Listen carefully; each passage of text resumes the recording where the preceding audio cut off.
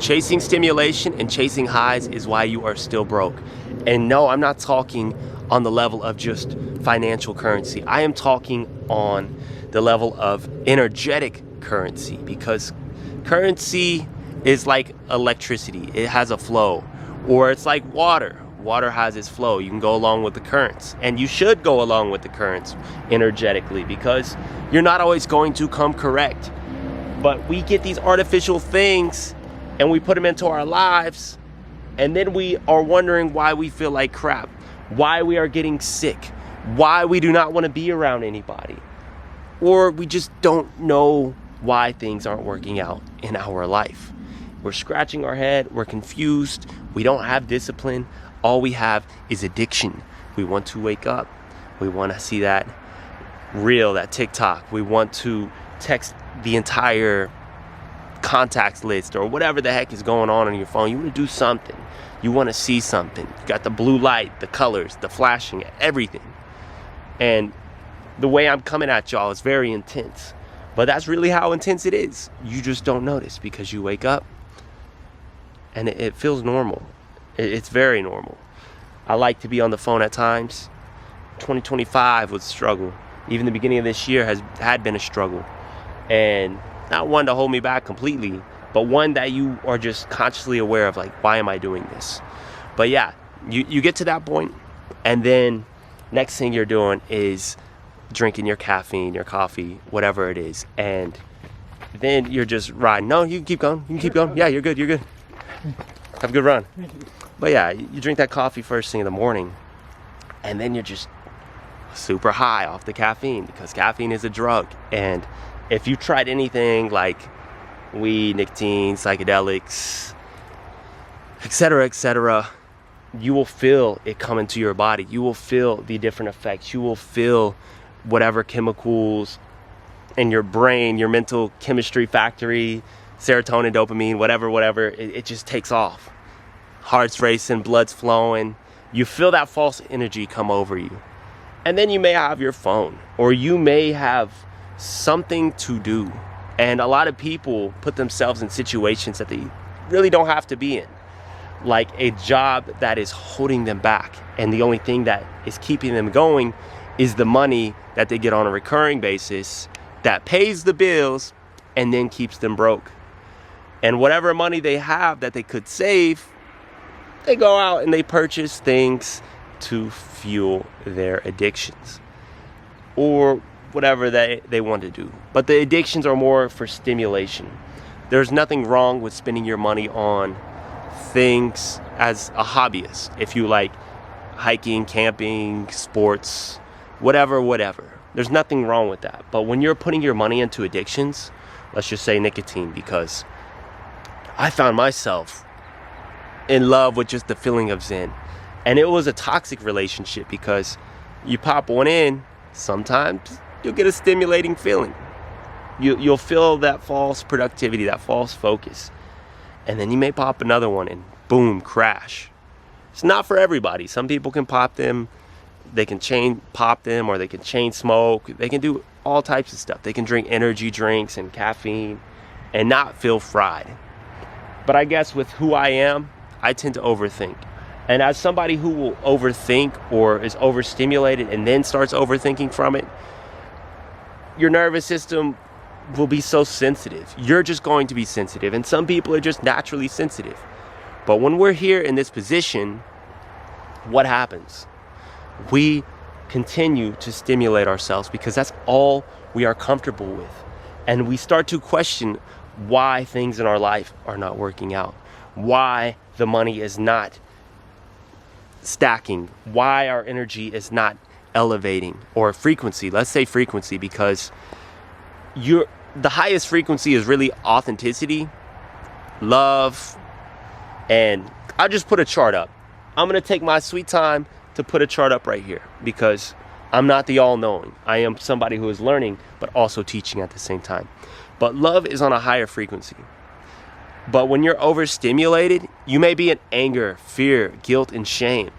And those are so low vibrational. And there's nothing wrong with being in that state of vibration, because we all have problems. We all have things that we need to heal from. So don't be all upset because you can't be Mr. Lover or Mrs. Lover or courageous. It's not for everybody. It's not. But once you realize how lovely this life is, just living it naturally, not overstimulated by constant screens, by people who shouldn't even be in your circle, the drugs, the alcohol, the stimulants, the obnoxious music that puts you in a loop, the music that is saying these mantras that aren't even elevating you. These mantras are about people not liking themselves or people lusting over others. It's a toxic environment. And I'm not here to tell you that all these things are bad. Yes, if you want to listen to Megan Thee Stallion, if you want to pop your Zens, if you want to smoke your weed or whatever, drink your caffeine, that's okay. But you got to realize how you feel. You got to realize where your energy levels are at. If you want to actually become rich, if you actually want to change your life, you're going to have to realize what certain things in this life are doing to you and for you.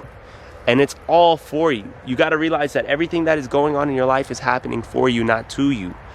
So realize that you are the creator of this reality, the co-creator that is, because there is something that is greater than us that we can never put our fingers on. But there's people that say they figured it out and they know, but we're not here to know it all. We're here to share our experiences. We are here to learn, and we're here to just live it up and have fun.